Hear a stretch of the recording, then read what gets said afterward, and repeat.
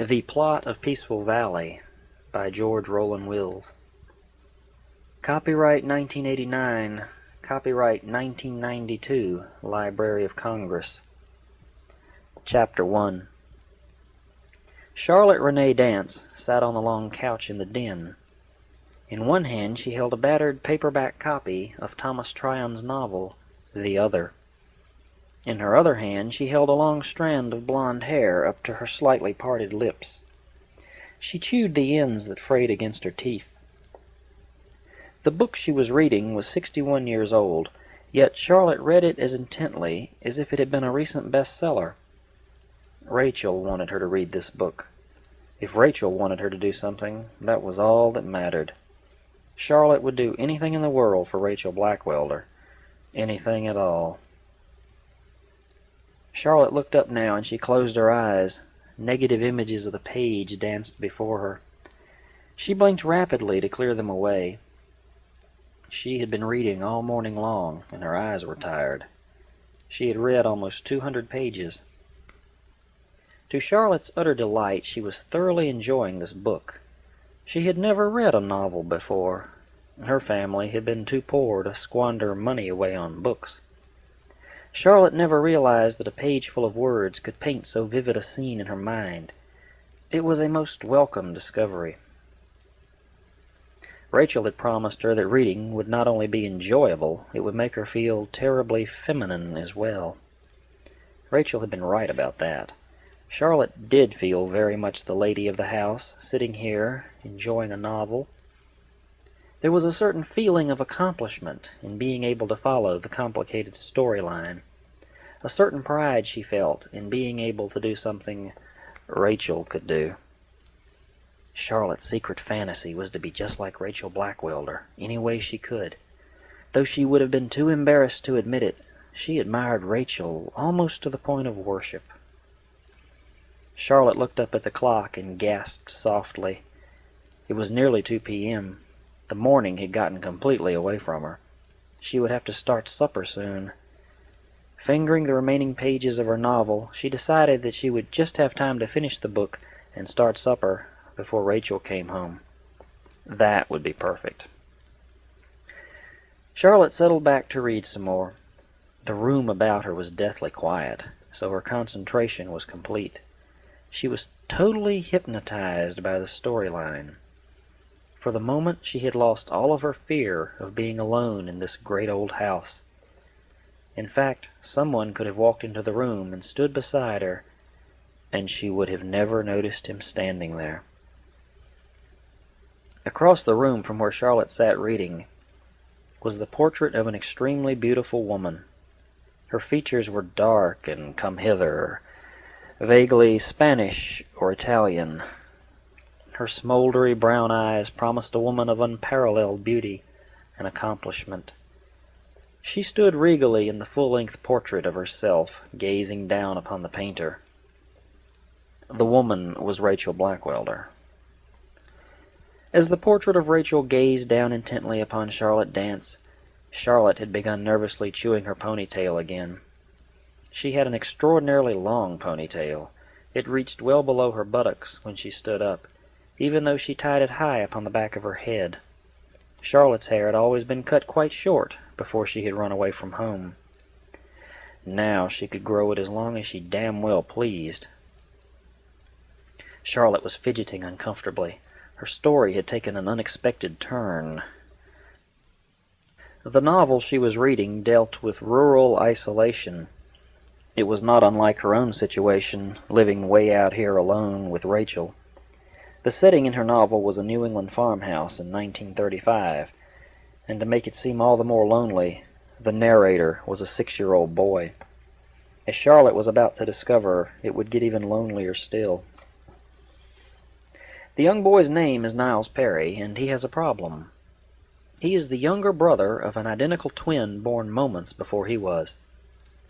Niles and his older brother, Holland, live virtually unparented as a result of several misfortunes. Their father is dead, and their mother is now an invalid, occupying an attic bedroom all to herself. They are ostensibly cared for by several female aunts and cousins who, try as they might, never seem to catch the boys in their mischief. Niles's problem is his older brother. Holland simply cannot deal with this isolation in a sane, rational manner. Bored literally out of his mind, he turns his thoughts to criminal mischief in order to pass the time. As Niles watches his older brother's mental deterioration, he struggles to find excuses to clear him. It soon becomes apparent to Charlotte that Niles has an unhealthy attachment for his older brother, almost to the point of worship. As the story continues, Holland gets much worse. Niles is forced to lull the reader gently into each horrifying thing Holland does. Holland, it turns out, is responsible for accidentally killing his own father. Holland is also guilty of other evil things. He once tried to hang his aunt's cat in the old dry well out in front of the house. He scared old Lady Rowe to death with a dead rat. They found her in her living room several days later because that summer had been particularly hot. Holland does things like that. He doesn't like one of his young cousins, so he puts a pitchfork deep within the haystack, into which the boy frequently jumps. This takes care of the irritating cousin forever. Niles didn't seem to mind that prank too much. The boy got on his nerves as well. As Charlotte was reading, she felt like an intruder into the world of Niles Parry, but a safely hidden intruder. That was the beauty of it. After all, she didn't have to deal directly with that awful Holland. Niles told her everything she needed to know. Niles was her guided tour through the fascinatingly evil deeds of Holland Parry, and Niles was her safety net. With Niles, she could go anywhere his awful brother dared to venture, in comparative sanity. It was fun, sort of. For 200 pages, Niles goes patiently about the business of explaining his older brother's crafty wickedness. Charlotte realized that she was finding out more than she ever wanted to know about this evil twin. It is soon apparent that Holland is also responsible for what happened to their mother, but for some reason that is shrouded in mystery. When Holland decides to kidnap the newborn baby of one of their visiting cousins, Niles knows he has to put a stop to him. Holland has gotten totally out of control. Niles goes to their wise old Russian grandmother for help, but the help that he gets from her is not the help he is looking for. As Charlotte reads along, Grandmother takes Niles out into the empty wheat field. It is here that Charlotte learns the truth about Holland Parry. As Niles struggles to pull away from her, Grandmother calmly points to a small stone bearing the words Holland William Parry. Holland has been dead all along. Holland died trying to hang the cat in the well. He fell down the shaft and broke his own neck. That means Holland is now a figment of Niles's imagination. Niles misses his brother so much that he brings him back to life, in his mind. And to convince everyone else that his brother is still alive, he has resurrected the boy's evil as well. So it was really Niles who scared old Lady Rowe to death with the dead rat. It was really Niles who pushed Mother down the stairs, and it was because of Niles that the infant is found, several days later, floating in an open cask of wine out in the barn. Niles has become his brother in order to save his own sanity. By looking into his old cracked mirror, he sees Holland standing there, his identical twin brother, smiling devilishly back at him. And because Niles believes it is Holland standing there, Holland is not dead. Charlotte Dance dropped the book into her lap. It fell with a plop against her bare thigh. For the last 200 pages, she had been left alone in the house with a grief-stricken 6-year-old psychopath. There was something terribly unsettling about that. Charlotte felt herself start to tremble. She realized that she was cold. She had been sitting here on the couch, dressed only in a pair of Rachel's black panties and a dye of Bimini t-shirt. Now she felt the goosebumps rising on her naked thighs. Suddenly, she felt totally naked. She got up to go get herself a robe. Though this was Rachel's bedroom and Rachel's robe, Charlotte had permission to be in here. She and Rachel slept together at night because Charlotte was still not over her own problems yet. She took Rachel's robe from off the bed and she put it on. She tied it securely about her waist. It was a little bit too big for her, but it was warm and it smelled of Rachel. Charlotte loved the smell of Rachel. She had a comforting smell, a dark, musky spice sort of scent. Charlotte looked above Rachel's bed and shook angrily. Damn her! Why did she have to make her read that garbage?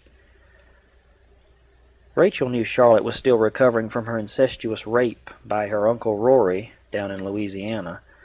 Rachel knew Charlotte was still afraid to sleep alone at night, so why had she tried to scare the shit out of her with this awful story? Because that was how Rachel's mind worked. Looking above Rachel's bed, Charlotte saw the other horror novels Rachel dearly loved. As Charlotte stood staring into the shelved abyss of evil books, the books stared back into her. Charlotte understood exactly why Rachel had wanted her to read the other, and why she would want her to read this other junk as well. Something called catharsis. One of those $10 Rachel Blackwelder words. From what Charlotte understood of the word catharsis, it meant something that gave relief, like a bowel movement. Now, being a registered nurse, Rachel would certainly gravitate towards a word like that. But the effect, then, of having Charlotte read horror novels was to desensitize her to the real horror in her own life. By using horror fiction, Charlotte could explore her own inner fears, and so harden herself to them. In the late 20th century, Stephen King had experimented with this theory in the local hospitals, in a program called Scare Care. This program, according to Rachel, was used with children who had been horribly burned and disfigured. These gory stories were read to them in order to make them feel better about their own situations. This Stephen King sure sounded like a real sweetheart. She had him to thank for warping Rachel's head. But Charlotte feared that Rachel's fixation with horror was even deeper than Stephen King might have imagined. Rachel did things at night when she was alone that would scare the hell out of him. Rachel Blackwelder had an other of her own. You wanted to be Rachel, her mind told her. Rachel likes to be scared. Charlotte groaned aloud. Yes, she wanted to be Rachel, but she did not want to be exactly like Rachel. Charlotte did not want to end up craving horror novels and gory movies simply because she had learned how to stomach the damn things. She didn't want to end up with a sexual fetish for bird masks, and God knew what all else was in the back of that monstrous closet of hers. She did not want to end up married to a large, rambling, redwood two-story home and an aging black Mustang simply because her husband had seen fit to die in a racing accident. She did not want to lie in bed at night and make love to the memory of her dead husband, night after self-inflicted night. Charlotte loved Rachel better than anyone else in the whole world, and like Niles Perry with his beloved Holland, she would defend Rachel to the death if need be. But unlike Niles, Charlotte sought to emulate only Rachel's good points. Charlotte saw no reason whatsoever to glorify Rachel's quirks. Her quirks were to be tolerated and, whenever possible, completely ignored for the sake of their friendship. Charlotte sighed. She needed a cigarette badly. She smiled wickedly to herself. Rachel had forbidden either of them to smoke, except on Sin night. That was Friday evening after Rachel got off work. It was the one time in the week Rachel totally let herself go. On Sin night, they each got to ignore their diets, drink as much as they wanted, and smoke cigarettes. That one night of the week. But no other time. Well, if Rachel had not scared the hell out of her with this awful book, Charlotte would not have to come in here and light a cigarette just to calm herself, would she? No, of course not. Rachel would surely smack her butt hard if she caught her doing this. Grinning to herself, Charlotte walked over and opened Rachel's closet door. She walked inside, turned to a small shelf, and very disobediently picked up the pack of Palomino 120s. These were kept on a small shelf beside a green lighter. Shaking one out of the pack, she put it into her mouth. Lighting the cigarette, she put everything back on the shelf and turned to leave the closet. She closed the door behind her. Charlotte walked out of Rachel's bedroom and down the hall towards the kitchen. She took a deep drag on her cigarette and blew it out in a practiced exhale. Charlotte loved to smoke. It was one of her weaknesses. She dragged deeply again, feeling all of her cares and frustrations drifting out of her. Yes, a good smoke could just about fix anything. She wasn't frightened any longer. Her brain was releasing too many endorphins for her to feel her fear of Niles Perry just now. Or, for that matter, her fear of Rachel Blackwelder. Charlotte thought about that one for a moment. As she walked over to the kitchen sink, she stared out the window and into the autumnal display before her. It was magnificent out here today. She gazed into the flaming trees, lit with every possible variety of red, yellow, and gold. She wondered to herself how there could be any such thing as evil in so beautiful a world as this. She thought about her friend Rachel for a moment. Okay, so it was Rachel's way to both enjoy horror and to try to use it to everyone's benefit. Maybe that was honorable. After all, Rachel was a nurse, and she was used to dealing with horror every day. Real horror. And maybe reading this bullshit had helped her to get along in the real world. Or maybe Rachel's upbringing had been less than idyllic. Charlotte decided that Rachel wasn't trying to hurt her feelings by asking her to read the other. Rachel wouldn't do anything to hurt her, except maybe contribute to her delinquency. Rachel loved her, even though she showed it in the strangest of ways. And besides, even if Rachel was abusing her, at least it was painless. Charlotte couldn't say that for that damned Uncle Rory. Well, it didn't really matter whether Rachel was genuine or not. She was all that Charlotte had right now, and Charlotte was a damn sight better off than what she'd come from. Great warm feelings of love engulfed Charlotte as she stood there by the kitchen window, smoking her cigarette. Feelings of love for her friend Rachel Blackwelder. There was a love for Rachel within Charlotte that would forgive anything Rachel did to her. Anything at all. Rachel meant more to Charlotte than anyone else in the whole world. Charlotte ducked her cigarette and sent it down the disposal. The smack she might have gotten on her tail for that smoke would have been worth it. But at least Rachel didn't horsewhip her with a bridle like Uncle Rory used to do. God, that used to make her body ache and swell for days. As she stood there, feeling good about her friend again, she had yet another thought, and this one was not so pleasant. The other was saying exactly the same thing. Holland could, quite literally, get away with murder. As far as Niles was concerned, that was how Charlotte felt about Rachel. Rachel could do anything she wanted to, and Charlotte would still love her. That damn book! Charlotte wanted to scream. She wanted to burn that stupid book with the dingy white cover. It was getting on her nerves. Charlotte decided something as of that moment.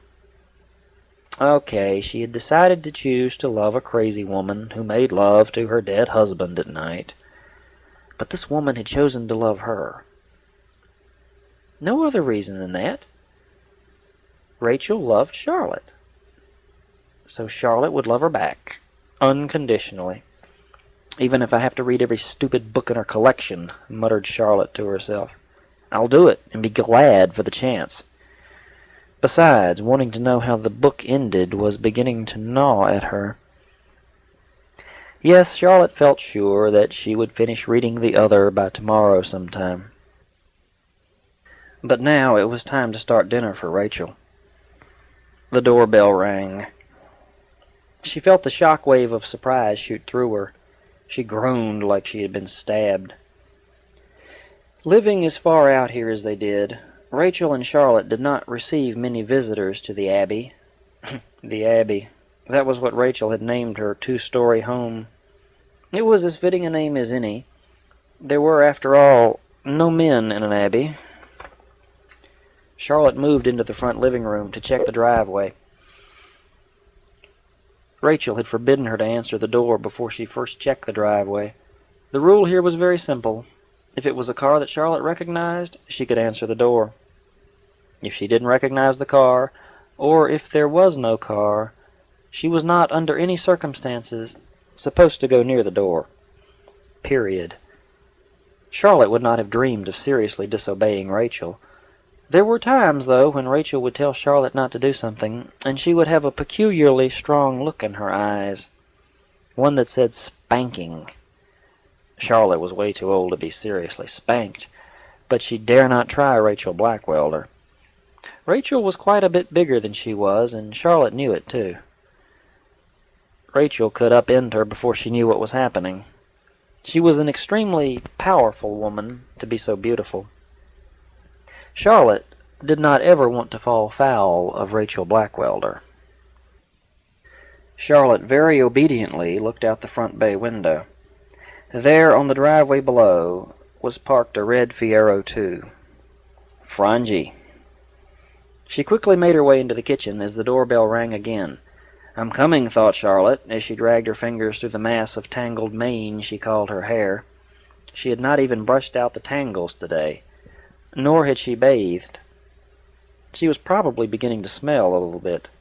Well, she had not exactly been expecting company today, so Frangie would just get what he saw. She passed by the kitchen, where she banged her hip painfully on the corner of the bar. Cursing, she rubbed at the pain through the thick robe and continued her journey to the side door. The doorbell rang a third time, but Charlotte was almost there now. She peeked out the peephole, still massaging her wounded hip. She focused on the man standing there before her. There stood Frangie, his face a painted-on smile. Francis Angelino, Frangie, because Rachel had gotten really drunk one night years ago and had called him that. He loved it, or so he said. He made everyone call him that.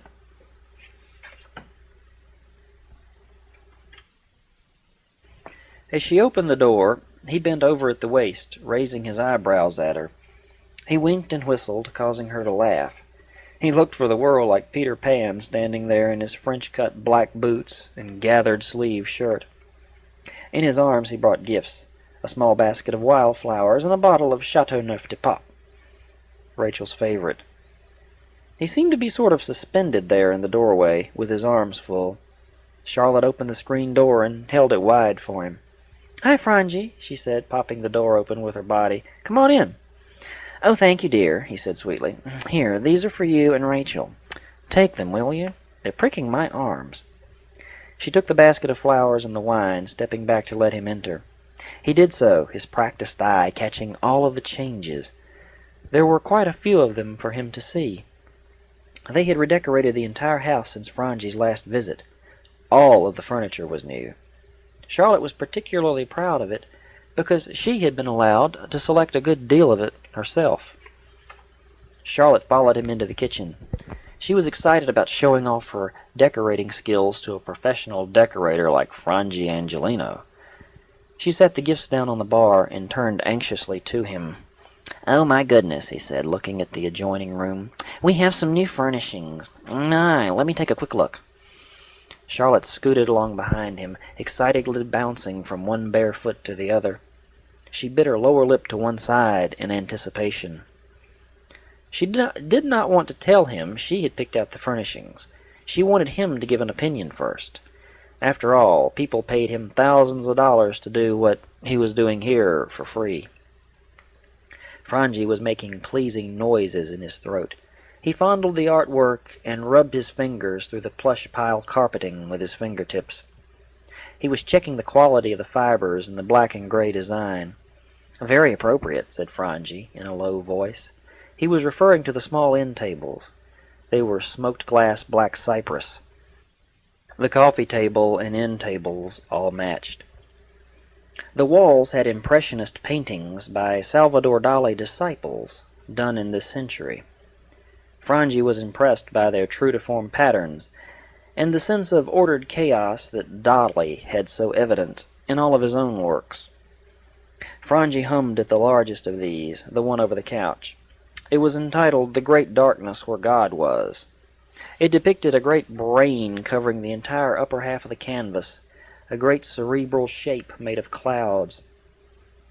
Beneath this brain cloud was a darkened landscape, done in deep maroon. This contrasted nicely with the gunmetal colors swirling into the brain. The dichotomy was clear enough. This was a good versus evil scheme. Near the center of the brain it grew very dark. The darkness where God must be, thought Frangi to himself. Like the darkness below the brain, there was the unsettling realization that God had created all things, evil inclusive. Below, lost in the swirling reds and blacks, were a pair of peach-naked lovers staring up in surprise. All around them, demonic figures depicting lust and excess were trying to claw their way out of the rocks. "Do you think they are turning to stone?" asked Charlotte. "Or do you feel like the brain is impotent and the demons are coming out of the rocks?" "I don't really know, honey," said Frangi. "I guess they're coming out of the rocks. Lust is certainly well on his nasty little way, isn't he?" He smiled and winked at her, causing her to giggle. Frangi darted around the room again, trying to take it all in before he rendered an opinion. Charlotte felt like he was at least impressed with their efforts. She knew Rachel would be happy with that. To have Frangi pass favorable judgment would be sweet indeed. He stood up at last, mopping his brow. A shadow passed before his eyes. Charlotte watched as he made his way over to the couch. He sat down directly beneath the painting of the brain. He seemed to be thinking. "Frangi?" she asked him. "What do you think?" He looked up at her, but he was not smiling. "It is the most perfectly designed set of rooms I've seen," he told her, "and I know that Rachel and you have worked so very hard on this." Charlotte waited. There was something negative in his tone, but she could not figure out what it was. "But what?" she squealed, unable to control herself. He looked at her. "All art has a meaning," he said to her. "I don't know if you understand that or not, but it is true. All the world's great artworks are inspired by some really incredible emotions. Usually it was something that the artist experienced prior to performing the work. These emotions do not have to be positive ones, Charlotte. Sometimes a really negative feeling might inspire a Van Gogh of stars or blackbirds." She seemed to understand what he was saying. "It is the same way with interior decorating. I design paintings for people to live in, and I have just seen a masterpiece. Unfortunately, it scares the hell out of me." Charlotte felt her stomach fill up with ice water. "What do you mean, Frangi? Why does it frighten you to be here?" "Look around you, child, and see it," he said too loudly. Charlotte looked around her. She saw nothing particularly bad about the room. She looked back at Frangi, confused. "You don't see it, do you? But no, I don't suppose you can see it. You were not here then. You know nothing of him, do you?" "Nothing of whom?" she asked serenely. "Roger Blackwelder, her former husband." Charlotte had heard of Roger Blackwelder. Rachel had told her about him. He had been killed while racing stock cars in Daytona Beach. "What about Roger?" she asked. Frangi put a hand on her knee and explained. "Your friend Rachel did not take the death of her husband well. I don't need to elaborate. To tell you this is for your own good. Any more than this, and I betray a confidence. You understand me?" Charlotte nodded numbly. Frangi continued. "Rachel was a long time recovering from his death. God knows, living out here alone in this deserted house was enough to send anyone off. But a wonderful thing happened to her about a year later. Do you know what that was?" Charlotte didn't know. "She picked up this sweet little hitchhiker from Louisiana, who came here to live with her. And a year later, Rachel seems to be doing fine." Charlotte blushed deeply. The hitchhiker was herself. She was glad that it pleased him for her to be here. "But this room," he said, sitting up straight, "this room is a living memorial to Roger Blackwelder." Charlotte didn't see it at first, not until she looked for it. The room did have a racing feel to it. "I am afraid," he continued, "that the whole house is screaming Roger at me." The tire ashtrays with the small glass inserts were a dead giveaway. The chrome-lined furniture did parody exhaust pipes running along the edges of the furniture, not to mention the checked winner's flag carpet. "I'm so frightened she might do like before," said Frangi, "and I hope that you are enough to keep her straight. My God, girl, she's living in his private fantasy." "Frangi," said Charlotte, closing her eyes, "I have to tell you something." Frangie looked at her. "She got most of this for me." "You asked her?" he managed. "Yeah, I did, Frangie." Relief in small blinks made its way onto his face. He sat back down on the couch beside her. "My cards told me today was going to be confusing," he said at last. "Your heart is in the right place," said Charlotte. "I know Rachel appreciates you looking after us the way you do."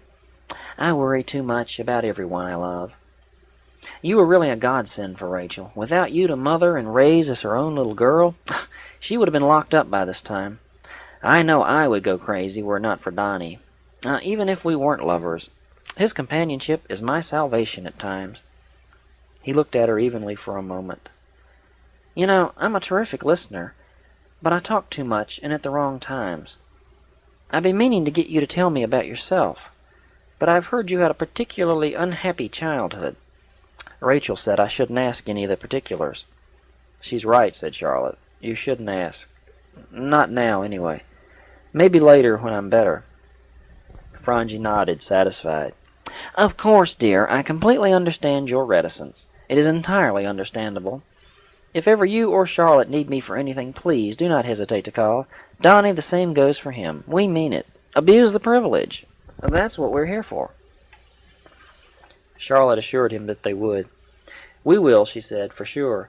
You know it makes us feel good to have you two close by, now that no one lives out here anymore." Frangie beamed. "I only want to help out if I can," he said. Frangie considered the young girl before him. She had changed a lot in the year he had known her. At first she had been just a backward little Cajun kid, probably from one of those primitive farming communities who lived by their own perverted way of ignorance and ritual. She had been frightened of her own shadow at first. Frangie had to smile to himself. He could still see the backwardness in her, but it was fast dissolving into the cold, quiet logic of Rachel. It was funny to listen to Charlotte speak. Her words were at once full of definitions, yet she could lapse into the most vulgar dialect he had ever heard. Her Cajun did creep out of her occasionally, especially when she was upset about something. Frangie knew where all her big words came from, but he loved Charlotte as much as he ever had Rachel. "I am forgetting my mission here," said Frangie, standing up. "I came for that recipe Donnie loves so much. Navajo lasagna or some such thing. Do you have it handy?" Charlotte nodded and went to get the small red Filex. He took it from her and sat down on the couch. He began to rifle through the files, searching for what he needed. "You girls alphabetize by titles," he said, tisking to himself. "I file according to subject matter, and so it is L and not N." "Here it is," he said triumphantly, as he located the card. "I swear he loves this stuff." "I know the recipe by heart," said Charlotte. "I make it enough for us. You take the card with you, Frangie." "Thanks, Sugar Cakes," he said, smiling and kissing her on the forehead. "I want to apologize," said Charlotte, "for not confiding in you just yet." "Oh, save it, Princess," he exclaimed. "Really, it is none of my nosy business what you did or where you're from. I'm a cad for asking about it. All that matters now is that you are here with us in our little family." He got a surprised look in his eye, like he had just recalled something. "Which reminds me, darling," he said, "I want to invite you and Rachel over next Tuesday night for shish kebab Donnie. It's his new recipe, and it will blow your precious little minds. I swear it will. It's made with brandy and sukari sauce, but don't let on like you know. It's his secret recipe." "We'll be there, Frangie," said Charlotte. "I'll tell Rachel. She's been wanting to see you again." He stood up, taking her with him. "Now, let me look at you, Pumpkin. I haven't seen you in so long, I'd forgotten how quickly you grow." His eyes traced her body under the thick robe. She felt no lust from him, just the firm, tight-lipped resolve of a seamstress checking the hang of a hemline. "Growing like a weed," he mumbled, cocking his head to the left. "But definitely not a weed. No siree." She took that as a compliment. Her breasts had in fact grown some in the past 2 months. She could feel their eraser-like tips when she would rub her fingers over them. They would expand like spouts on a water jug. "I've got to run, love," he said, making his way to the door. "Don't forget to tell Rachel about Tuesday night." "I won't forget," said Charlotte, waving to him. "Good-bye." He locked the door behind him as he left. She watched him leave from the window in the living room. She listened as his boots clacked against the pavement on their way to his car. Then she went back into the den and carefully picked up the copy of The Other. The book was out of print, so this made it irreplaceable, according to Rachel. Charlotte didn't think it was irreplaceable, but she placed it back upon the shelf above Rachel's bed as carefully as if it had been one of the Dead Sea Scrolls. Charlotte would hold in high regard anything that Rachel liked. "She's my mommy," said Charlotte, feeling the excitement it gave her to say that. "She's my mommy, and I love her so much. So very, very much." The clock said 4 p.m. If she put dinner in the small stove now, she could get a few minutes in the hot tub before Rachel came home. Charlotte loved the hot tub. It was such an extravagance to have a tub for pleasure. The concept of getting into the tub to pleasure herself was alien to Charlotte, but not at all disagreeable. She did it, and did it often, too. She put the meal in to cook, setting the timer. Then she stripped off her robe, folding it over her arm. She carried it into the washroom, where the hot tub was located. It was just off the kitchen. She felt herself stiffen in anticipation as she pushed the small buttons on the wall. This started the greenish mineral water churning and shooting up in small jets. She slipped her panties off, along with her half-top t-shirt. She threw these into the washing machine that stood by the door. She would be out long before Rachel came home, she was sure. Shivering with delight, she stood totally naked beside the water. It beckoned her to get in, to sit down in the heated mist. She did so, feeling the jets of water pounding her butt. Rude bubbles tickled her between her legs. She reached her hand back and touched herself on her behind, on her right cheek. It was still there, as always. She could feel it with her fingers. She winced a little. The damn thing was still big, even now, a year later. The skin wadded up in thick ropes of dead, scarred skin. The place felt funny to her touch. The nerves in her buttock had been severed, and she would touch these scars and feel the touch a few inches away from her finger. How could anyone do that to a little girl? She felt her scars begin to tingle in the rush of the water. She got up against her favorite jet stream and leaned back, rubbing her butt against the rushing waters that spewed out beneath the surface. She squirmed herself in a circular fashion against the force of the water, feeling the scars tingle fiercely with restored circulation. The feeling was one of having to scratch a freshly healed scab, that wonderful itch as it peels off to reveal fresh pink skin beneath it.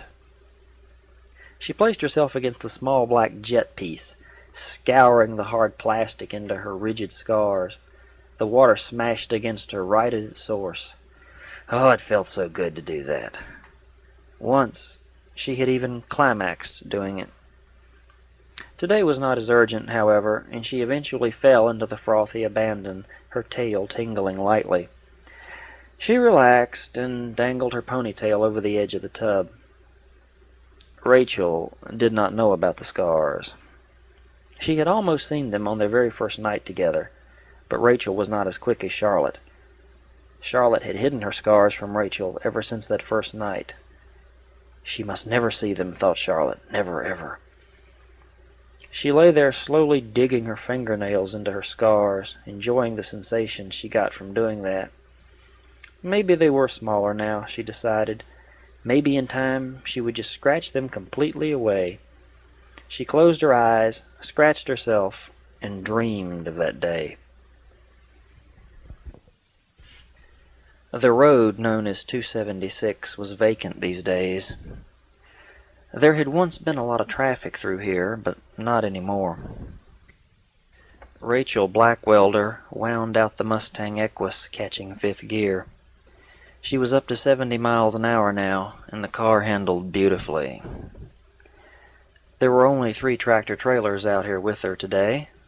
No cars. She had seen several on I-95, but never did she see any out here on the old Pennsylvania Turnpike. It served to remind her that the automobile was vanishing. She bit her tongue and kept her eyes tightly on the road ahead. The automobile would be gone in about 50 years. Well, she thought, so would she. She would vanish with the privately owned automobile. To hell with moving to the city. She could no more live in the city than she could walk home from it each night. She accelerated up to 90 miles an hour. The good thing about less traffic, besides getting home quicker, was the lack of police patrols. She felt the G-forces drive her butt against the seat. This Mustang Equus, the fastest Mustang ever made, was a real charmer. It could do 130 miles an hour with ease, 0 to 60 in a little less than 5. Anyone who lived close to the cities had, by the year 2015, moved to them to avoid the coming of the monorail. A solitary train would not have been so bad, 29 feet above the ground, whistling by at 300 miles an hour, but 12 separate tracks snaked up the coast all the way from Washington, D.C. These branched out all over the countryside like roller coasters. Trains every 30-second interval, day and night. Some were coming from the city, others bound for distant cities. It was especially bad out here on the old Welsh road, where she lived with her friend Charlotte Dance. Rachel slowed now to make her left-hand turn by the Truckers' Mall. It was the only store for miles, a glorified 7-Eleven with gas pumps. Here Rachel could get her groceries and comfort items without having to shop in the city. Out here the monorail tracks zipped across the tops of the trees like small rockets linked together. Their whoosh could be heard even with the windows rolled up. The area of Huntington Valley, known as Peaceful Valley, was once a thriving community. Parks and playgrounds everywhere, and even several area schools. A large farm in front of her house had been converted to a cemetery about 50 years ago. The place had originally been called the Peaceful Valley Farms of Contented Dairy Cattle. Now it was known as the Peaceful Valley Cemetery. In the middle of the cemetery was an old trout pond with a large pile of rocks in the center of it. The rocks had been unearthed and deposited there when the graves had started coming in. The rocks had been there for as long as Rachel could remember. These days, all one could see along the old Welsh road were the remains of a civilization run off by the monorails. The rusting swing sets in the roadside parks, the warped picnic tables, and the absolute eerie silence of the place after 6 p.m. The Mustang handled beautifully on these old back roads. She really felt like the car was the embodiment of Roger himself, who had worked so hard and long to get it like he wanted. She felt like the car might be his son, the baby they never had. And Charlotte Dance was her daughter. The car hit a chug hole and she swore loudly. That chug hole had not been in the road earlier. It must have broken up today. The car did not mind at all. She smiled. This car had done some laps down at the Speedway in Daytona, and its super suspension could go over a curb without any difficulty. Her personalized plate was on the back of it. Rach 1, it read. It was fitting in a way. Rach was the German word for revenge, and Roger had won the car on a grudge bet. In this way, the plate applied to both Roger and Rachel. The Equus had been his favorite car, and the last of the ponies Ford ever made. The last year for them was 2024, and Roger had been glad to get the one he had. After his car, there had been no more V8s made anywhere. Any place one saw automobiles, chances were they were rental cars. And why not rent a car and take it back when it needed a bit of servicing? The trend had caught on, and the fancy, overpriced sports car in America began to disappear. Roger had been heartsick. He called it a communist plot to undermine the rebellious spirit of the American free and proud, Everyone has same car, comrade, he would complain to her during one of their frequent love-making sessions. Everyone is same in his workers' paradise at last. Roger had actually wept. The automobile, he said, had such a noble heritage to die so cowardly and so quickly. Maybe he was right. She closed her eyes for just a second, to blink back the tears. Oh, God, she missed him. He would be so passionate on top of her, so furiously lusting after her body. His wife yet. After several years of the most perfect marriage anyone could think of having, he still mounted her like a horny young kid in a favorite fantasy. He could make her feel so damn sexy. Now she felt tight as a drum. She had not had a lover since Roger. No one could be that perfect. She did not want anyone but him.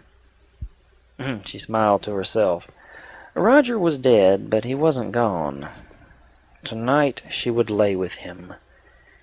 He would come to her in the night, and she would love him until all her tension went away. She could hardly wait. Charlotte Dance was her emotional help, her friend who held her at night, and she needed Charlotte for comfort, like an old quilt, to keep her from getting chilled in the great empty house. And she could not have asked for a more obedient daughter than Charlotte, that was sure. But Charlotte knew that gratitude would only go so far, and Charlotte might get the wanderlust. She might forget the hunger that is involved with hitchhiking. She might forget how the rain beats her down even lower into the ground with its constant hammering droplets. Rachel was always afraid that she would come home to find a note on the refrigerator that said, "Thanks, it's been fun, but I have to see what else is out there. I'll write sometime." She tried to convince herself that Charlotte was not going to do that to her. She hoped that she would always have Charlotte to hold and to keep her warm inside the large house. She whipped the car up to the gates in her driveway. The gate, reading a special sensor under her front bumper, slowly swung open to allow her inside. As she drove up to the house, the peaceful valley cemetery fell away in her rearview mirror. Roger had once been pleased to be living across the street from a quiet cemetery. Now she hoped he was pleased to be in it. She had put Roger over by the pond so she could see him when she went swimming, but she had never shown Charlotte the grave. Rachel had told herself it was because Charlotte had never asked her where he was buried. But that was not the real reason, and Rachel knew it. The setting sun was staining the sky with a reddishness that would become a great black bruise by sundown. The autumn was going to be beautiful this year, very beautiful. She would get her Nikon Pro 70 out and snap away at the gorgeous photographs she would make of the fires in the reds, the flames in the yellows, and the burnished bronze in the leaves. Her scrapbook had all sorts of these fall shots. She drove around back of the house and into the garage as the automatic door opened for her. She tried to shut the engine off before the door closed the fumes inside with her. She was good at not letting that happen. She got out of the car, packages in hand, and started up the staircase to the kitchen. The smells of Charlotte's dinner were coming down the staircase now. She could smell the casserole was just about done. She opened the door with her key and walked inside her kitchen. The smell of chlorine almost knocked her down. She set her packages down on the counter and went into the small washroom. There Charlotte lay, naked in the water, boiling her troubles away. She was asleep in there. "You're going to roast your buns off in that thing if you're not careful, Charlotte darling," called Rachel merrily over the waters. Charlotte's eyes flew open. She jumped straight up in the tub, nearly losing her balance. Rachel could see her left side, how the water had made her white skin reddish from the heat. Rachel could tell that Charlotte had not been in the tub too long, but the timer was set for full, and she had been in about 15 minutes by this point. "You scared the piss out of me," said Charlotte. And she was right. A small stream of it trickled down her leg as the rest of the water drained off her body. Rachel laughed. She threw Charlotte a towel and looked for her underpants. "They're in the washer, dirty," said Charlotte. "I wore your robe. I'm sorry." Rachel looked at her sternly. "Sorry for what?" asked Rachel. Charlotte was drying herself off, and she tossed the towel into the washer. "For taking your robe without asking, I guess," said Charlotte demurely. "Oh, for goodness sake, girl," said Rachel, tossing her the robe. "Wrap yourself up and let's eat." Rachel wasn't angry. Well, that was good. Charlotte stepped out of the tub and wondered if Rachel might have seen her scars. No, of course she hadn't. She would have freaked out if she had seen them, like Charlotte did the very first time she herself saw them, all healed up and permanent looking. Rachel was nosing around in the kitchen. She had her packages on the bar, and Charlotte would wait until she was in her pre-dinner shower before she peeked in to see what Rachel had brought for them. "Are you going to take your shower before we eat?" asked Charlotte, taking the taste of casserole Rachel offered her. It was quite good. "Yeah, babe," said Rachel, swaying to the music. It had just kicked on in the living room. It was some of Rachel's favorite music from a rock group over 50 years old, a group by the name of Led Zeppelin. Charlotte listened to the song that was playing. Something about a levee breaking. She liked it only because Rachel did, and she guessed Rachel liked it only because it was so very old. Everything that Rachel liked seemed to be old. Rachel went into her own room to change for the shower. She emerged briefly to put her contact lenses in their solution and to give Charlotte a hug before she went back again. "Did you get along well today?" called Rachel, standing in her doorway. "Yes," said Charlotte. "Franji came over." "Oh, shit," said Rachel. "I missed him. I wanted to ask him something. He's invited us over for dinner next Tuesday," called Charlotte. Rachel was taking her clothes off now, but she made no move to shut the door between them. "You know what that's about, I guess," said Rachel, tugging off her frontier dress and the confining bra beneath it. "My anniversary?" asked Charlotte, as Rachel took loose the snaps and let her large brown breasts swing freely. Her nipples raised up in their freedom. She swung them around to the clothes hamper to toss her black bra into the pile of dirty clothes. "Exactly," called Rachel. "He's very big on anniversaries and things. That man has never once forgotten my birthday in all the years I've known him." She stepped out of her panties now and balled them up. She threw them in with her other clothes. She was buck naked now, wearing nothing at all. A flash of envy seized Charlotte. She thought that Rachel was the most beautiful woman she'd ever seen in her life. She would have traded places with her in a minute if she could have. Rachel was tall, about 6'1", and stronger than she looked. She had large features that were all very well proportioned. Her large frame had her breasts and hips in proper balance to one another, and she had a round, tight bottom that interrupted two very lovely legs in their climb up to meet her body. She stood there looking for her bathing supplies and her other bathrobe. She reached down to grab her old blue robe off a nearby chair. "Do you want this?" asked Charlotte, stepping down the hall towards her. Rachel looked up at her. Charlotte was offering her the robe. "Lord, no, child," said Rachel. "I've got another one here. You like that robe? You wear it." Charlotte looked at her funny. "But didn't Roger give you this?" Rachel laughed at her. "Sure he did, and I'm giving it to you. You have it." Charlotte's eyes glistened. Her voice was breaking as she spoke. "But it's beautiful," she managed. Rachel turned around, revealing her naked, shaven body to her friend. Charlotte had actual tears in her eyes. Rachel regarded her for a moment. Finally she reached over and touched her on the cheek. "So are you, my princess," said Rachel, softly. "So are you." Rachel walked past Charlotte carrying her panties and her old blue robe. She walked proudly, though she was naked. Rachel was clearly not ashamed of her body. Charlotte wiped her eyes and followed her out of the room. "I'll be out in a second, honey," said Rachel. She disappeared into the master bathroom and closed the door behind her to keep the steam in. Charlotte ran to her own room to look at herself in the mirror in her new robe. God, it was a beautiful thing. She took it off for a moment, revealing her own naked body beneath it. She put on some fresh underpants and a t-shirt, and then tied her robe back around her once again. She fondled the wonderfully thick fabric. Her robe. Wrapped in the love of her friend, she walked back quickly to lay the table and serve Rachel her dinner. Rachel stood under the hot stinging mist of the water, feeling it pound her into putty. She loved hot showers, especially after work. Her shower was built with a small vanity ledge inside where she could sit down if she wanted to do that.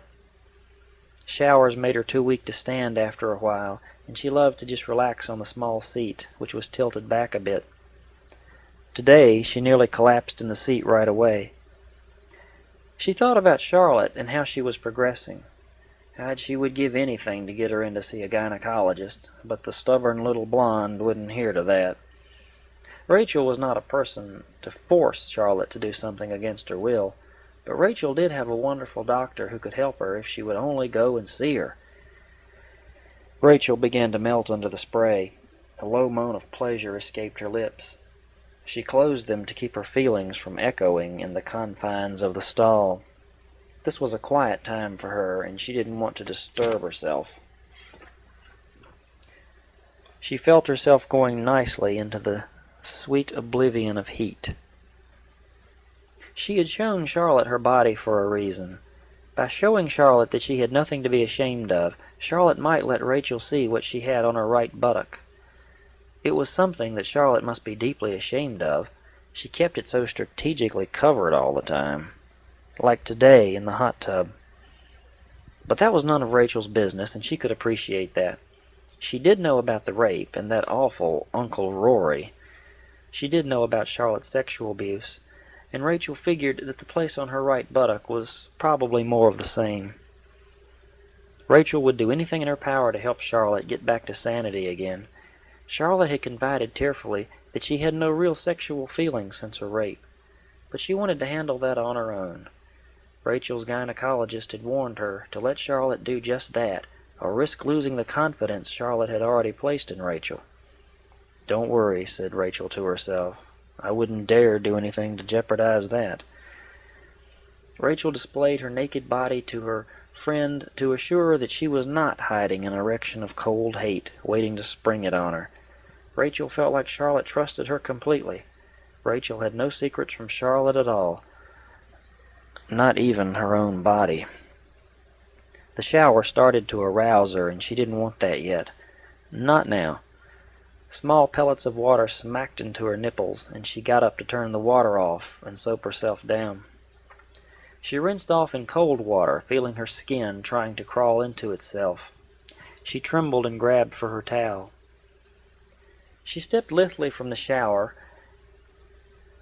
drying herself in the full-wall mirror near the toilet. It was not steamed too badly, and she could see herself in the mineral green tinted glass. She was still very firm and tight at 32. She smiled to herself, realizing why the orderly on 9 Central had a thing for her. She was attractive still, she guessed. She slipped into her clothes and combed her long, damp hair. It sprung up tightly in its wet curls, and she shook her head to drain the water out. She fluffed it a little and then wiped her face off, heading over to the doorway.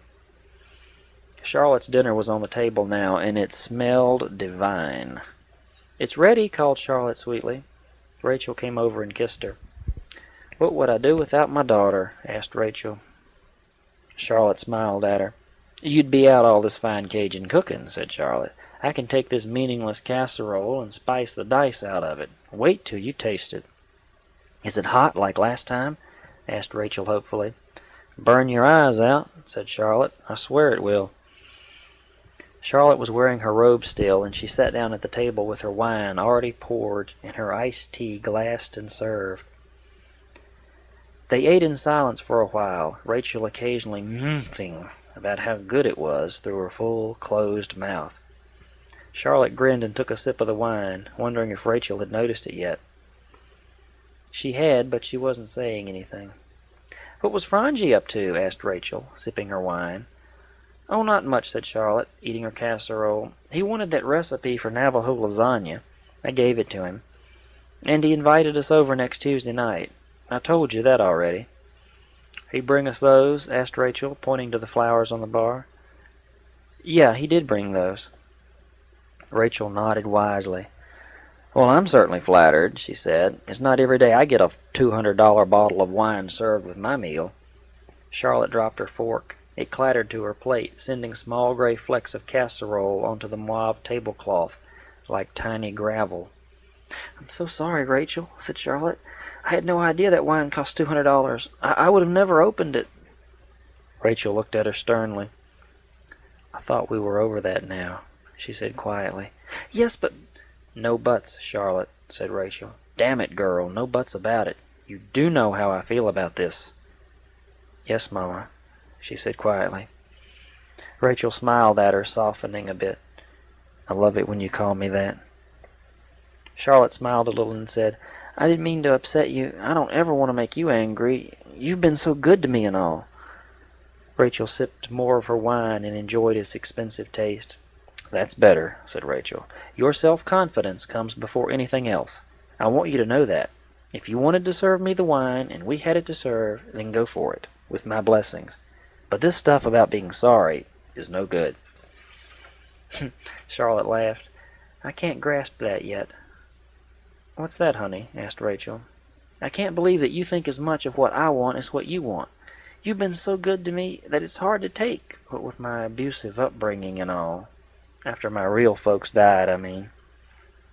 Rachel understood and nodded that she did. "Your aunt and uncle must have been disturbed," she said, pointing to her head, indicating insanity, "to have taught you that you weren't worth while. I had a little of that myself, and if I seem to get a trifle miffed about things, then please forgive me." "A trifle miffed?" asked Charlotte. "One night you put me across your knee for acting so insignificant."